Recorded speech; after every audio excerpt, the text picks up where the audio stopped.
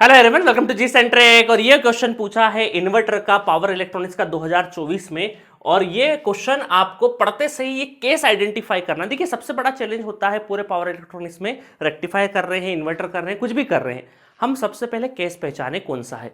तो देखो, एक स्टार्टिंग में ही, क्वेश्चन के स्टार्टिंग में ही आपको दे रखा है a single phase full bridge. क्या दे रखा है आपको? Single phase full bridge. तो हमें ये पता है सिंगल फेज में आना है, फुल ब्रिज में काम करना है। इसका मतलब हमारा वोल्टेज Vs रहेगा। Voltage source inverter feeds a purely inductive load. Load क्या है? प्योर इंडक्टिव है। प्योर इंडक्टिव लोड क्या है आपका? प्योर इंडक्टिव लोड है। ठीक है, आगे चलते हैं। The fundamental frequency of the output voltage is 50 hertz. Fundamental 50 hertz से। If the DC input voltage is, जो डीसी इनपुट वोल्टेज है आपका Vs इक्वल टू 100 वोल्ट है। ठीक है, यहां तक भी क्लियर है। And the value of load inductance is, जो लोड इंडक्टेंस इसकी वैल्यू आपको गिवन है 20 मिली हेनरी। ठीक है। The peak to peak load current in ampere is, अब ध्यान देना, milliampere, microampere, ampere unit का खासा ध्यान रखना। And rounded off to the nearest integer.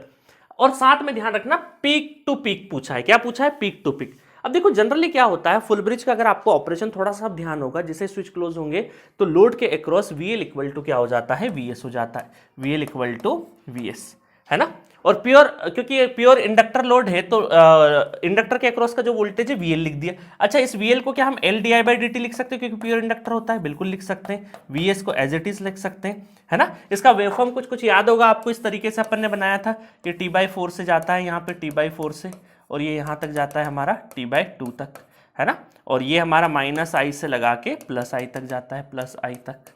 ठीक है, चॉपर के केस में अपन मिनिमम मैक्सिमम बोलते थे, बट यहाँ पे -I और +I तक। तो ये एक्चुअल में पीक टू पीक आपसे पूछा है, पीक टू पीक पूछा है। तो देखो यहाँ पर क्या है, DI एज इट इज और VS डिवाइडेड बाय L नीचे ले गए, इंटू DT ले गए।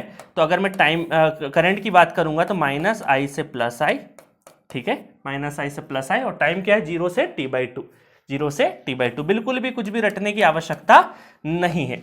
अब देखो, हमें पूछा है पीक टू पीक, तो पीक टू पीक पूछा मतलब ये आई और ये आई, तो ये क्या हो गया? 2I। तो यही पीक टू पीक पूछा है, तो इसका अगर करेंगे तो इसका डिफरेंशिएशन करेंगे तो I - I, तो माइनस माइनस प्लस, तो 2I हो जाएगा। और एक्चुअल में यही हमारा क्या है? पीक टू पीक है।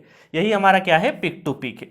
और यहां से VS और इसको हम करेंगे तो T/2 आ जाएगा, T/2 इंटू L। तो T को हम क्या लिख सकते हैं? VS, और टाइम पीरियड को फ्रीक्वेंसी तो 1/f कर देंगे तो 2FL, 2FL। तो ये हमारा क्या हो जाएगा? Peak to peak current, peak to peak current. Clear है? बस हम वैल्यू पुट करना है। वैल्यू क्या क्या है? 100 वोल्ट आपको गिवन है, ठीक है। 2 इंटू फ्रीक्वेंसी कितना है? फ्रीक्वेंसी आपको गिवन है 50 हर्ट्ज, फ्रीक्वेंसी गिवन है 50 हर्ट्ज, और इंडक्टेंस की वैल्यू है 20 इंटू 10⁻⁻3। ठीक है, इसको सॉल्व कर देना है। इसको जैसे ही सॉल्व करेंगे हम तो आंसर आ जाएगा आपका। कर लेते हैं हम लोग। तो ये हो जाएगा आपका 100, 50 दूना 100, 100 हो जाएगा, है ना।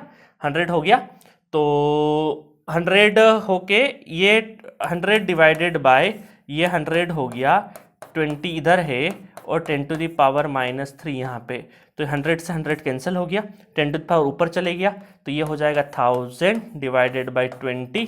ठीक है, और ये कैंसिल आउट, तो ये हो गया 50। तो 50 एम्पेयर क्या हो जाएगा? पीक टू पीक करंट हो जाएगा। तो 50 इज द करेक्ट आंसर। आपको कैलकुलेटर भी नहीं उठाना है।